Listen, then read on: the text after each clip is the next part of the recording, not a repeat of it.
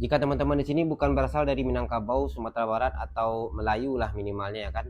Saya rasa akan sangat sulit sekali untuk mengerti bahasa-bahasa dari buku Madilog yang cetakan versi pertama tahun 2010 seperti ini.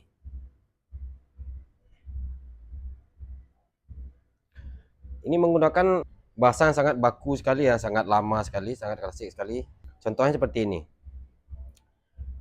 Dalam perhitungan Tuhan yang sekarang sedang jatuh dari tahta, murid bangsa Indonesia yang bersekolah di Arab dekat tempat saya menulis ini, mencatat pada hari Kamis bulan Rajab 30 1362. Nah, buat teman-teman yang ingin belajar atau membaca buku Madilog, saya rekomendasikan versi terbaru yang ada di kanan kiri bawah. Jadi itu buku untuk tata bahasanya udah disederhanakan, EYD-nya udah diperbaharui, jadi mudah dimengerti. Saya yakin sekali, bukannya berlebihan, jika semua orang Indonesia mau belajar dan membaca buku Madilog seperti ini, saya yakin negara ini akan maju jika semua orang bermaterialisme, berdidaktika, dan berlogika dengan baik.